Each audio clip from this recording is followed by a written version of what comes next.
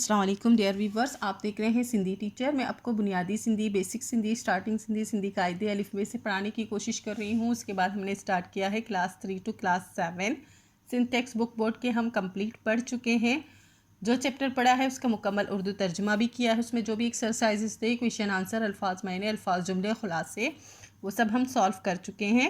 उसके अलावा गाबा सिंधी क्लास 4 हम पढ़ चुके हैं विद सॉल्व एक्सरसाइजेज। गाबा सिंधी ये आसान सिंधी की ही बुक है, गाबा पब्लिशर्स की तरफ से है, इसीलिए हम इसे गाबा सिंधी पढ़ रहे हैं। उसके बाद व्यूवर्स की रिक्वेस्ट पर ग्रामर सेक्शन स्टार्ट है। ग्रामर सेक्शन बिल्कुल बेसिक से स्टार्ट है। ग्रामर क्या है, हम ग्रामर क्यों पढ़ते हैं, और अकर हुर्फ क्या होते हैं, लफ्ज़ क्या होता है।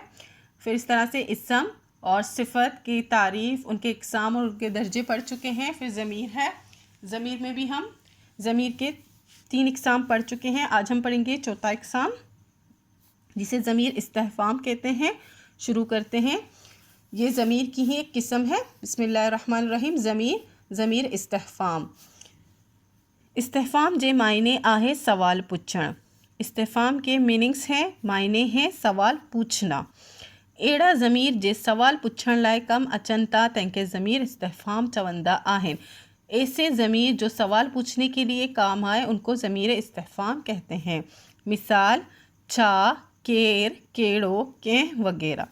क्या, कौन, कैसा और किस तरह वगैरह।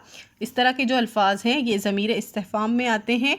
यानी कि आप ज़मीर की कोई फॉर्म में सवाल करें तो वो ज़मीर इस्तेफ़ाम कहलाते हैं। इसकी कुछ मिसालें हैं। मिसाल, अज स्कूल में केर ईंदो। आज स्कूल में कौन आएगा। केर का मतलब यहाँ केर इस्तेमाल हो गया कौन, लेकिन अक्सर यहाँ लोग गड़बड़ कर देते हैं। कुछ ऐसे अल्फाज भी ज़मीर इस्तेफ़ाम में शामिल कर देते हैं जिनका इस्म से कोई लेना देना नहीं होता। मतलब कि ज़मीर इस्तेफ़ाम में वो लफ्ज़ हमें इस्तेमाल करने चाहिए जिनके पीछे इस्म मौजूद हो। अब इस्म किसको कहते हैं, किसी भी जगह, चीज़ या जानदार के नाम को। वो अगर इनके पीछे होगा तो वो ज़मीर इस्तेफ़ाम कहलाएगा वो सवाल। अगर किसी के पीछे इस्म नहीं होगा किसी सवाल में तो फिर, या उसके जवाब में, तो वो ज़मीर इस्तेफ़ाम नहीं होता है। जैसा कि यहाँ पे बहुत सारे लोग छो भी ऐड कर देते हैं, और छो के मायने होते हैं क्यों। और क्यों कोई इस्म नहीं होता, क्यों किसी इस्म के साथ नहीं लगता, वो एक हालत होती है। क्यों एक वर्ड होता है।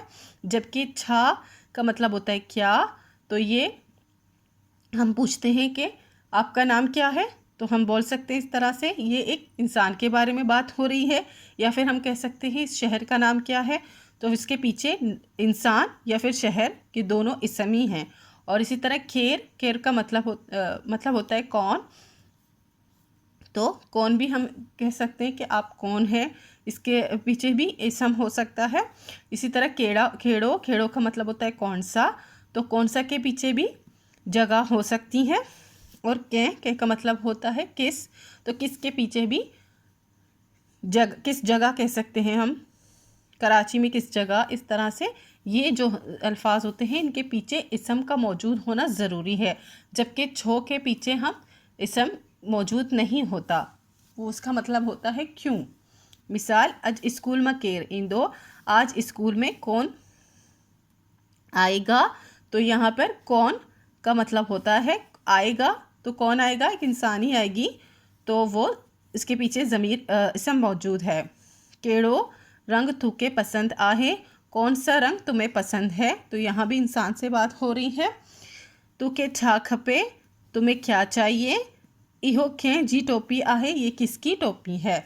आप इन जो मिसाल हैं यहाँ से अंदाज़ा लगा सकते हैं कि इनके पीछे इस्म मौजूद है। उम्मीद है आपको अच्छे से समझ आ गई होगी। नेक्स्ट वीडियो में हम ज़मीर के एक और एग्ज़ाम के बारे में पढ़ेंगे। अगर आपको मेरी वीडियो से हेल्प मिलती हो तो प्लीज़ लाइक, शेयर, सब्सक्राइब कीजिएगा। दोस्तों और क्लासमेट के साथ शेयर ज़रूर कीजिएगा।